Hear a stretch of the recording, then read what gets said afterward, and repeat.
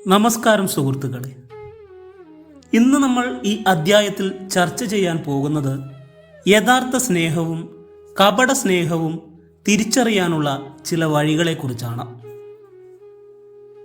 നമ്മളോട് ഏറ്റവും അടുപ്പമുള്ള ആളുകൾ നമ്മുടെ സുഹൃത്തുക്കളാവാം, നമ്മുടെ ഭാര്യയാവാം, ഭർത്താവാവാം, കാമുകിയാവാം, അച്ഛൻ, അമ്മ, ഇവരൊക്കെ ആവാം, സഹോദരങ്ങളാവാം.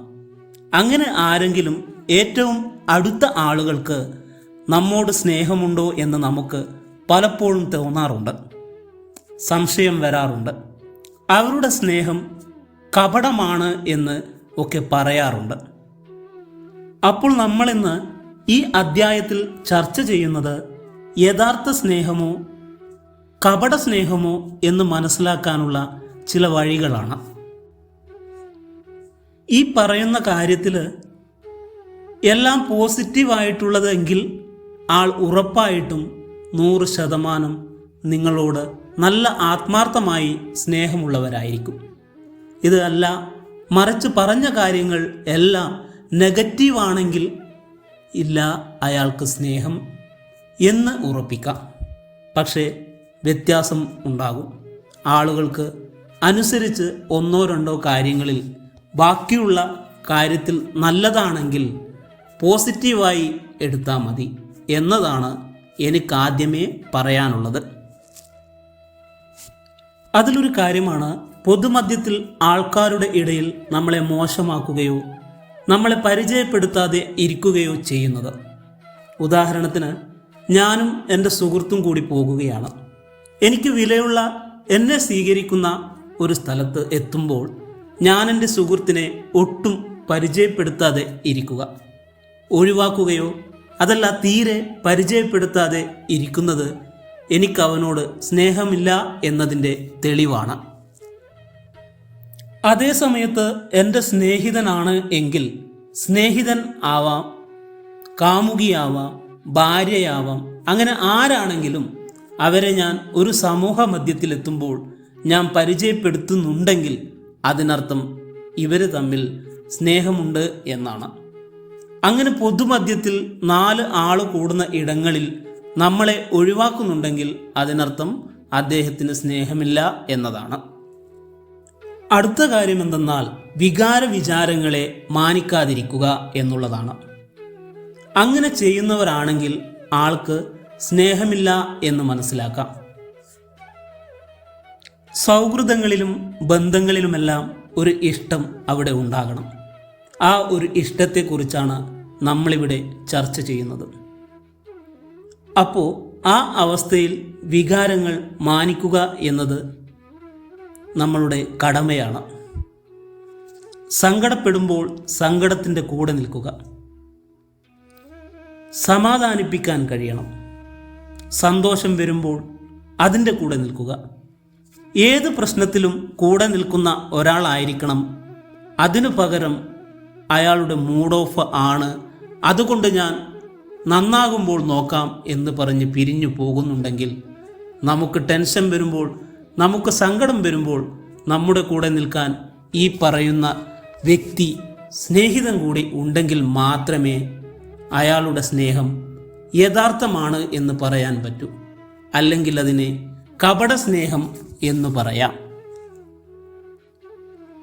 അടുത്തൊരു കാര്യമാണ്, എപ്പോഴും കുറ്റപ്പെടുത്തിക്കൊണ്ടിരിക്കുകയാണെങ്കിൽ പ്രശ്നം വന്നാലും നീ കാരണമല്ലേ അങ്ങനെ സംഭവിച്ചത്, നീ കാരണമല്ലേ എൻ്റെ ജോലി പോയത്, നീയാണ് എൻ്റെ എല്ലാ പ്രശ്നങ്ങൾക്കും കാരണം എന്നിങ്ങനെ നിരന്തരം കുറ്റപ്പെടുത്തിക്കൊണ്ടിരിക്കുക. അത് എല്ലാ കാര്യത്തിലും അങ്ങോട്ടും ഇങ്ങോട്ടും കുറ്റപ്പെടുത്തുന്നുണ്ടെങ്കിൽ അത് സത്യത്തിൽ അത്ര നല്ല ഒരു ബന്ധമല്ല, അത് അത്ര നല്ല ഒരു സ്നേഹവുമല്ല. നമുക്ക് ശ്രദ്ധിച്ചാൽ മനസ്സിലാവുന്ന കാര്യമാണ്, നമ്മുടെ സുഹൃത്ത്, നമ്മുടെ ഭാര്യ, നമ്മുടെ ബന്ധുക്കൾ ആരാണെങ്കിലും സംസാരിക്കുമ്പോൾ സംസാര ഭാഷ ശ്രദ്ധിച്ചാൽ മാത്രം മതി ഇത് മനസ്സിലാക്കാൻ. ഇങ്ങനെയുള്ളവരുടെ പ്രധാന രീതിയാണ് ഞാൻ അങ്ങനെ ചെയ്തു, ഞാൻ ഇങ്ങനെ ചെയ്തു, ഞാൻ അതാണ്, ഞാൻ ഇതാണ് എന്നൊറ്റയ്ക്കിങ്ങനെ സംസാരിക്കാൻ സാധ്യതയുണ്ട്. ഇപ്പോൾ ഉദാഹരണത്തിന്, നമ്മളല്ലേ അങ്ങനെ ചെയ്തത്, നമ്മളല്ലേ ഇങ്ങനെ ചെയ്തത്, നമുക്കങ്ങനെ ചെയ്യാം, നമുക്ക് ഇങ്ങനെ ചെയ്യാം. നമ്മൾ എന്നുള്ളത് പ്രയോഗിക്കുന്നവർ ഇഷ്ടമുള്ളവരാണ്.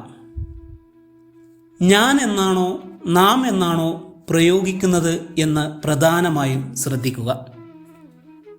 നമ്മുടെ കൂടെ നിൽക്കുമ്പോൾ നാം എന്ന് പ്രയോഗിക്കുന്നുണ്ടെങ്കിൽ അവർക്കുള്ളിൽ ഇഷ്ടമുള്ളത് കൊണ്ടാണ്. അവരുടെ മനസ്സിൽ നമ്മൾ രണ്ടും ഒന്ന് എന്ന ചിന്താഗതി ഉള്ളതുകൊണ്ടാണ്. അതല്ല, ഇഷ്ടക്കുറവുള്ള ആളുകൾ അതുപോലുള്ള ബന്ധം കാണിക്കാത്ത ആളുകളാണ് ഞാൻ എന്ന് പറയുന്നത്. നാം നമ്മൾ എന്ന് പ്രയോഗിക്കുന്നത് സ്നേഹമുള്ളവരാണ്. അടുത്തൊരു കാര്യമാണ് നമ്മുടെ കാര്യത്തിൽ ഒട്ടും ശ്രദ്ധയില്ലാതിരിക്കുക. ഉദാഹരണം പറഞ്ഞാൽ, സുഹൃത്തുക്കൾ 2 പേര് ഡ്രസ്സ് എടുക്കാൻ പോകുന്നു. അങ്ങനെ ഡ്രസ്സ് എടുക്കാൻ കടയിൽ കയറുന്നു. കടയിലെത്തിയിട്ട് ഒരാൾക്കേ ആവശ്യമുള്ളൂ എങ്കിലും അയാൾ സ്വാഭാവികമായി അഭിപ്രായം ചോദിക്കും.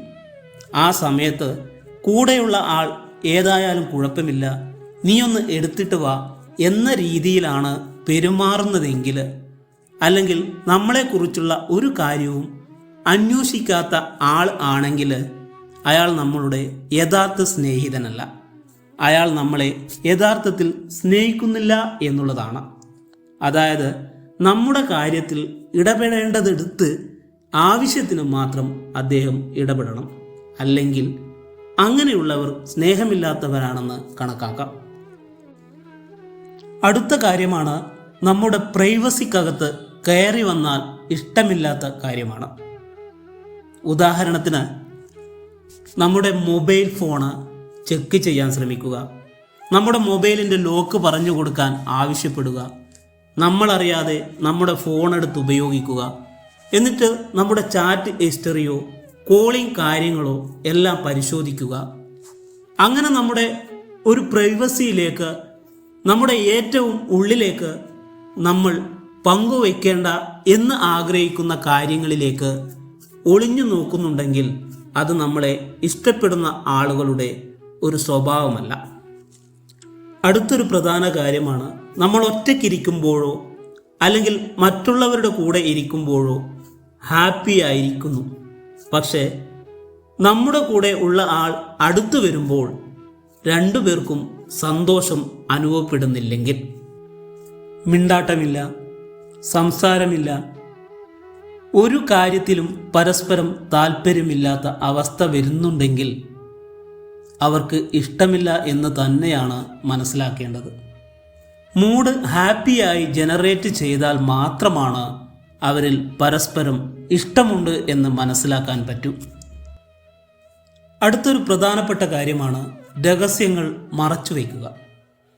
ഉദാഹരണത്തിന്, ഒരു കോൾ ചെയ്ത് കഴിഞ്ഞ് വന്നാൽ 2 പേരും അടുത്തുണ്ടായിട്ട് പോലും എപ്പോഴും കോൾ വരുമ്പോൾ ഫോണെടുത്ത് മാറിപ്പോകുക. എന്നിട്ട് ആരാ വിളിച്ചത് എന്ന് ചോദിക്കുമ്പോൾ അത് വേറെ ആൾ ആണ് എന്ന് പറഞ്ഞ് ഒഴിവാകുക. പലപ്പോഴും അങ്ങനെ രഹസ്യങ്ങൾ ഇങ്ങനെ ഒളിച്ചു വയ്ക്കുന്നു എന്ന് തോന്നുക ആണെങ്കിൽ അവർ അത്ര ഇഷ്ടത്തിലല്ല.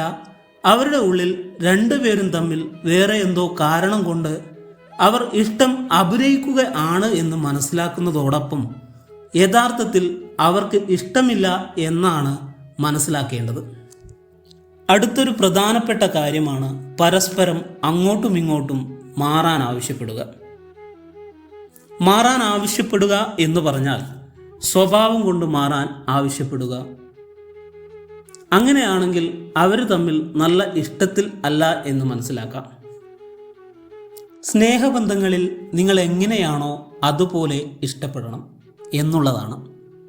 നിങ്ങളുടെ ഡ്രസ്സ് കോഡ് മാറണം എങ്കിൽ എനിക്കിഷ്ടമാണ്. നിങ്ങൾ ദിവസവും കുളിക്കണം എന്നാൽ എനിക്കിഷ്ടമാണ്. രാവിലെ നേരത്തെ എഴുന്നേൽക്കണം എന്നാൽ എനിക്കിഷ്ടമാണ്. വൈകി എഴുന്നേറ്റാൽ ഇഷ്ടമുള്ളൂ. നിങ്ങൾ ഞാൻ ഇഷ്ടപ്പെടുന്ന കാര്യങ്ങൾ ചെയ്താൽ മാത്രമേ എനിക്കിഷ്ടമുള്ളൂ. അങ്ങനെ ഓരോ കാരണങ്ങൾ പറഞ്ഞുകൊണ്ട് എന്നെ പോലെ ആകണമെന്ന് ആവശ്യപ്പെട്ടുകൊണ്ടിരിക്കുന്ന ആളാണെങ്കിൽ അത് പരസ്പരം സ്നേഹമില്ല ബന്ധങ്ങളാണെന്ന് മനസ്സിലാക്കാം. ഇവിടെ ഈ വീഡിയോയിൽ പറഞ്ഞ കാര്യങ്ങൾ മനസ്സിലാക്കിയാൽ മനസ്സിലാവും ഒരാളോട് ഒരാൾക്ക് ഇഷ്ടമുണ്ടെങ്കിൽ പെരുമാറുന്ന രീതിയും ഇഷ്ടമില്ലെങ്കിൽ പെരുമാറുന്ന രീതിയും.